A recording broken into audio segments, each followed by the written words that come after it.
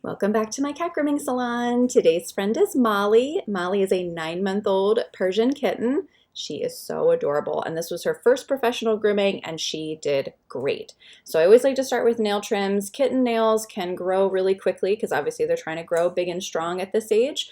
So I will always start with a nail trim, and kitten nails can usually be trimmed every month or so, just because that, like I said, they grow quickly, and we want to make sure that they are not going to catch on things or scratch anybody, anything like that.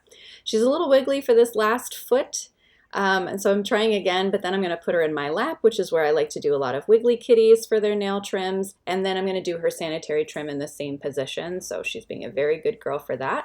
She did have a couple little knots in this area, so it was good that they decided to do a sanitary. This just keeps this area nice and clean and hygienic. Oh, she's such a sweet little girl. She was very patient. This is my Wahl Bravura on a 10 blade setting. That's the clipper that I like the most for all of my standard shaving. It's just lightweight and I really like it. And the 10 blade is the safest blade for delicate cat skin. This is her first professional bath, and look at what a champ she's being. She was a little nervous, but she did really good. I like to start by getting them really, really wet, so I spent some additional time getting them to hear the noise of the bath before we start adding in the shampoo. So if they're going to have a meltdown, they're not also slippery and soapy at the same time, but she didn't have any. She's a good girl.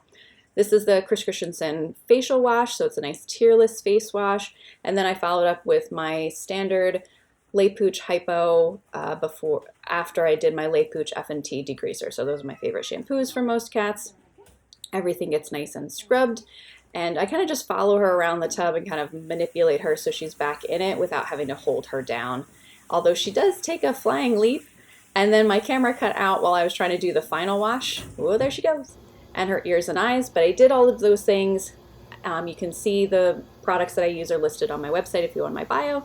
And then look at how good she's being for the blow dry. I'm so, so proud of her. A lot of new kitties, the blow dryer is really the scariest part, but it's imperative that they are totally dry, especially on their underside and legs before they go home, because that is going to get clumpy and matted if it just air dries. So I don't want that. But she was such a champ. And then I did finish around her head in my little box dryer, nothing major. And then she will get fully combed out. These are my Christiensen combs. They're my favorites. So I use the 001 all over the body.